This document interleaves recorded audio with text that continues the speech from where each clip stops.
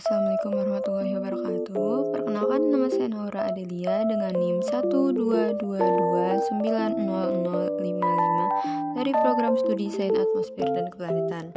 Pada video kali ini saya akan menjelaskan kaitan antara nebula pembentuk bintang dengan hukum Navier-Stokes. Jadi apa sih nebula pembentuk bintang? Nebula sendiri dalam artian luas merupakan awan besar di luar angkasa yang terdiri dari gas dan debu yang jika mengalami proses yang sangat panjang akan membentuk suatu bintang, di mana material-material tersebut akan berkumpul karena adanya gravitasi, dan pada waktu yang sangat panjang akan membentuk sistem tata surya, seperti tata surya kita sekarang. Setelah melewati jutaan tahun, nebula akan mulai runtuh di bawah pengaruh gravitasi, dan kemudian awan gas tersebut akan membentuk inti-inti padat yang kemudian menjadi sebuah bintang. Proses ini sangat-sangat kompleks dan melibatkan berbagai fenomena fisika seperti dinamika gas, turbulensi, dan radiasi. Seperti yang kita lihat, di sini dimulai dari nebula, kemudian terdapat protostar, yang kemudian akan membentuk banyak sekali komponen-komponen bintang.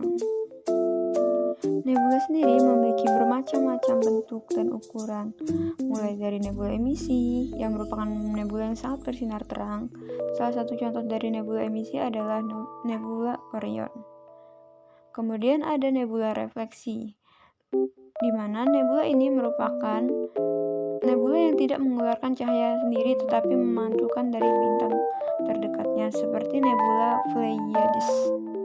Kemudian yang ketiga ada nebula gelap. Nebula gelap merupakan nebula yang tidak terlihat atau daerahnya terlihat gelap karena debu dan gasnya menyerap cahaya dari bintang di belakangnya. Salah satu contohnya adalah nebula kepala kuda. Kemudian ada juga nebula planetari. Nebula ini merupakan nebula raksasa merah yang melepaskan lapisan luarnya di akhir kehidupan. Mereka saling terlihat berbentuk bulat dan berwarna-warni. Contohnya adalah nebula Helix.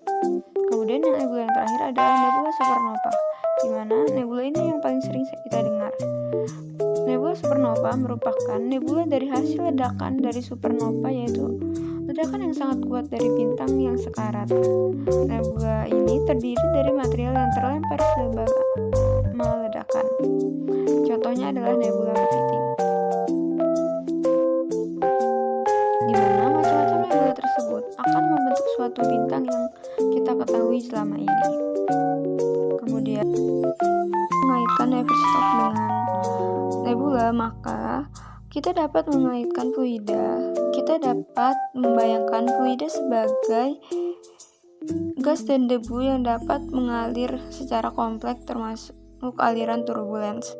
Nebula sendiri sering menunjukkan tanda-tanda turbulensi, yaitu gerakan fluida yang tidak teratur dan kacau.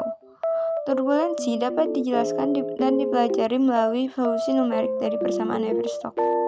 Kemudian, dapat juga kita mengasumsikan bahwa nebula yang mengalami difusi, di mana persamaan ini membantu memahami bagaimana energi materi berpindah di dalam nebula, termasuk pendinginan, pemanasan gas, serta interaksi antara radiasi dan materi.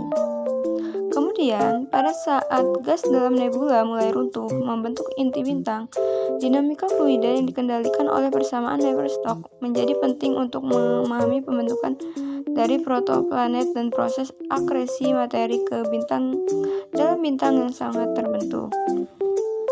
Jika kita lihat dari persamaan Navier-Stokes, di mana Rho merupakan densitas fluida, massa persatuan volume, sedangkan U per T merupakan perubahan kecepatan fluida terhadap waktu, dan U merupakan vektor kecepatan fluida, di mana